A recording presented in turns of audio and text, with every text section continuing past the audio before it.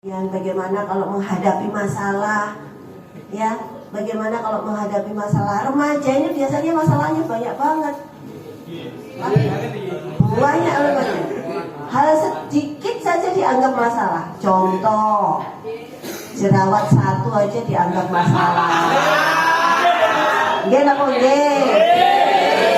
Padahal cuma jerawat siji tok, itu aja dianggap masalah.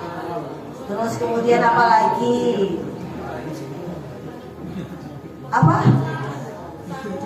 Sangu. Ayo, sangu ini telat sedino wis dianggap masalah. Padahal sebenarnya itu bisa diselesaikan, yang sabar. Jerawat misalnya, biarin aja jerawat, kan proses memang. Apalagi kalau usia-usia segini kan usia-usia puber ya. Usia memang hormonnya itu berubah. Jadi secara biologis memang akan ada itu. Tapi kalau ini kalau aku lihat, saya lihat nih bersih-bersih semuanya, nggak ada yang jerawat. Kinclong semuanya, ini kalah saya malahan ya. Padahal biasanya usia segini air wudhu ya, kebanyakan air wudhu ya. Banyakan skincare udah. Ini orang desa aja udah tahu skincare ya. Dulu saya udah gede aja nggak tahu skincare loh padahal. Nah, remaja seusia kalian ini memang saat yang sangat labil. Kenapa? Karena perpindahan dari anak-anak menuju mau dewasa. Ada perasaan aku udah mau gede loh. Jadi ada perasaan pengen dewasa, pengen mandiri. Tetapi sebenarnya masih banyak hal-hal yang masih tergantung kepada orang lain. Dan saat-saat itu adalah saat-saat yang labil, saat-saat yang krusial, saat-saat yang genting dan saat-saat yang penting sekali untuk kita menempa diri kita sendiri, untuk kita tahu bahwa potensi kita apa. Bergaulnya juga harus hati-hati, mencari informasi di luar sana melalui internet juga harus hati-hati, karena banyak sekali informasi sebenarnya bukan informasi yang kemudian malah menyesatkan. Oleh karena itu, kalau di pesantren itu sudah tepat, ada tempat bertanya. Orang yang paling tepat atau tempat yang paling tepat untuk diajak diskusi adalah ustadz, kiai, gusnya, pengasuh, dan orang tua. Itu penting. Jadi diskusi dengan orang tua atau berdialog dengan orang tua itu sangat penting sekali. Usia-usia segini ini biasanya insecure. Ya, bahasanya apa? Apa bahasanya benar ya? Insecure. Apa sih insecure, apaan sih? Padahal kalian nggak boleh minder, apalagi santri.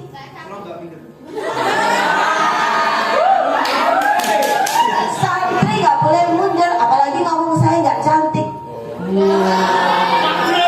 Kata siapa? Cantik itu relatif, ya. Cantik itu relatif. Kalian kalau lihat, kalian tuh coba lihat.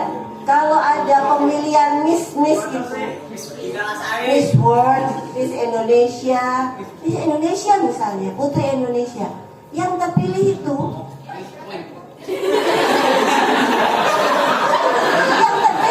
pasti kulitnya coklat. Coba, pasti kulitnya coklat. Padahal kalian kalau membayangkan orang cantik itu pasti kan putih toh. Sampai cari skincare yang bisa putih. Padahal nggak mungkin kita bisa putih, nggak mungkin. Oh, kita ini orang Indonesia, nggak mungkin jadi putih. Tapi makanya yang namanya cantik itu, ini karena ngomong cantik jadi ngeliriknya ke sana. Yang namanya cantik itu relatif.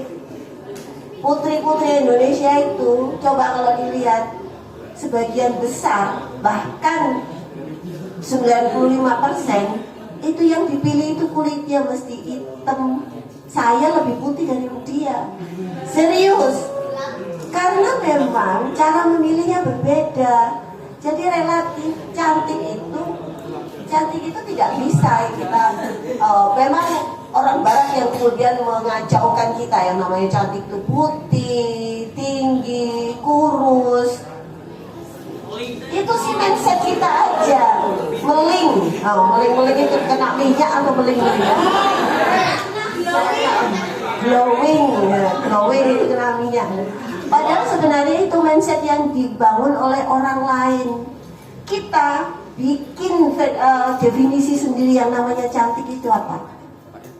Baik, ramah, rapi, bersih, ya,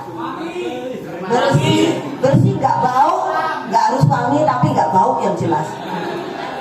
Nggak bau itu harus bersih, gitu ya. Harus kemudian cerdas, ya.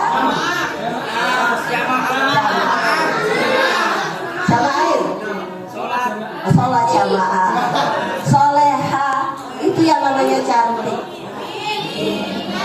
Dan saya yakin yang ada di sini semuanya cantik. Kayak gini. Nah,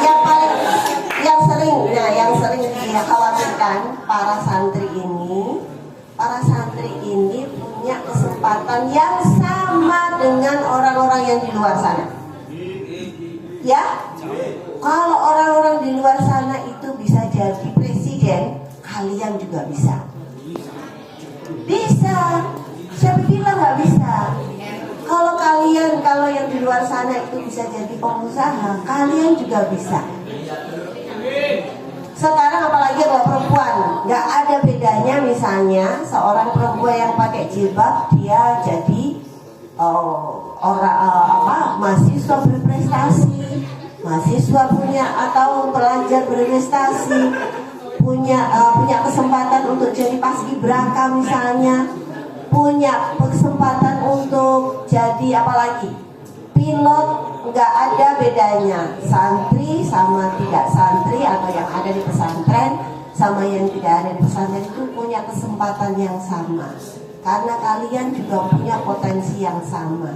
Tinggal bagaimana kita mengembangkan potensi kita sendiri. Jangan tergantung orang lain. Sekali lagi, jangan tergantung orang lain.